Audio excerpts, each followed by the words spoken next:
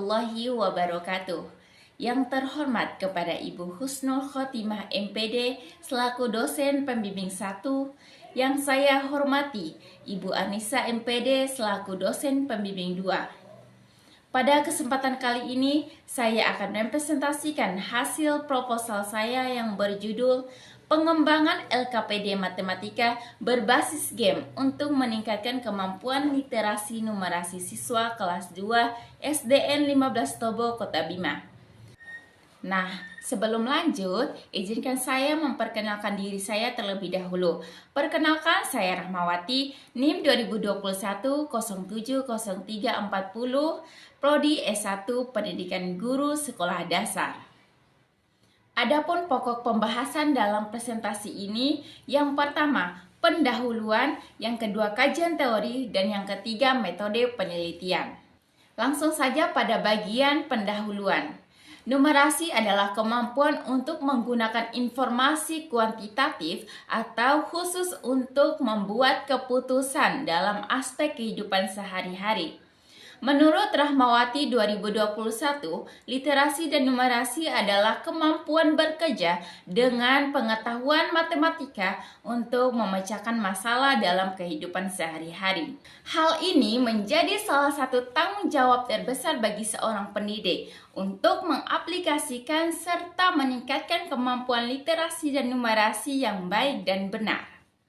Berdasarkan pendapat tersebut menunjukkan bahwa pembelajaran matematika khususnya di sekolah dasar membantu siswa dalam memahami konsep yang baik dan benar, sehingga mereka dapat memahami konsep dan mendefinisikannya untuk menyelesaikan masalah matematika dengan menggunakan operasi aritmatika. Penerapan pembelajaran matematika dimulai dari operasi dasar bilangan, yaitu perkalian dan pembagian. Operasi dasar perkalian dan pembagian merupakan operasi dasar dalam matematika, di mana siswa harus membantu fondasi awal untuk memahami konsep matematika yang lebih luas. Hal ini menjadi bagian penting bagi seorang pendidik dalam mengajarkan di dalam kelas. Namun dalam praktiknya masih banyak guru yang mengabaikan hal tersebut. Seperti hasil observasi yang saya lakukan bersama guru kelas 2 SDN 15 Tobo, Kota Bima, melalui tes soal materi perkalian dan pembagian, hasil rata-rata yang dicapai dalam 26 siswa itu adalah 59,23%. Namun, yang mendapatkan nilai ketuntasan hanya 11 siswa saja, dengan mencapai rata-rata 42,3%, dan 15 siswa yang belum memenuhi standar minimum dengan rata-rata 57,69%. Sejalan dengan hasil PISA tahun 2018 tentang kemampuan membaca berada di peringkat 74 dari 79 negara. Sedangkan kemampuan menghitung dan kemampuan sains berada di peringkat 73 dan 71 dari 79 negara yang berpartisipan PISA. Selanjutnya, tujuan penelitian. Tujuan penelitian ini turunan dari rumusan masalah yang akan kita bahas. Adapun tujuan pembelajaran kita hari ini ada 3. Yang pertama, untuk mengetahui proses pengembangan LKPD Matematika berbasis game untuk meningkatkan kemampuan literasi numerasi kelas 2 SDN 15 Tobo, Kota Bima. Yang kedua, untuk mengetahui keefektifan penggunaan LKPD Matematika berbasis game untuk meningkatkan kemampuan literasi numerasi siswa kelas 2 SDN 15 Tobo, Kota Bima. Yang ketiga, untuk mengetahui kepraktisan penggunaan LKPD Matematika berbasis game untuk meningkatkan kemampuan literasi dan numerasi siswa kelas 2 SDN 15 Tobo, Kota Bima. Selanjutnya, posisi penelitian. Posisi penelitian ini adalah penelitian yang relevan dengan penelitian kita. Penelitian pertama dilakukan oleh Samosir dan Surya tahun 2018. Judul penelitian tentang pengembangan media pembelajaran LKPD berbasis permainan untuk meningkatkan kemampuan numerasi peserta didik. Hasil yang didapatkan dari penelitiannya adalah menciptakan pembelajaran yang menyenangkan, memotivasi, serta peningkatan numerasi dari peserta didik tersebut. Sedangkan penelitian yang dilakukan oleh Saputri dan kawan-kawan tahun 2018 dan Sri Mulyani tahun 2023 sama-sama memiliki judul penelitian yang sama, yaitu pengembangan media interaktif berbasis game edukatif untuk meningkatkan kemampuan literasi dan numerasi peserta didik. Hasil yang didapatkan dari penelitian tersebut adalah menciptakan pembelajaran yang kondusif dan meningkatkan motivasi belajar siswa yang lebih aktif.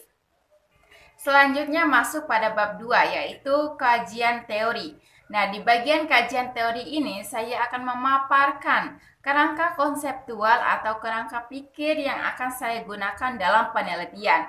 Yang pertama, terkait dari latar belakang masalah, yaitu kurangnya kemampuan literasi dan numerasi. Hal ini disebabkan oleh keterbatasan seorang guru dalam memilih media pembelajaran yang menarik dan interaktif.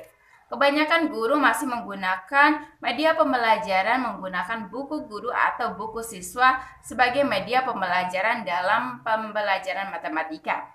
Adapun solusi yang dapat saya berikan kepada guru untuk meningkatkan media pembelajaran yang menarik dan interaktif, yaitu berupa LKPD Matematika berbasis game. Nah, LKPD Matematika berbasis game ini harus diuji kelayakan, keefektifan, serta kepraktisan dalam penggunaannya.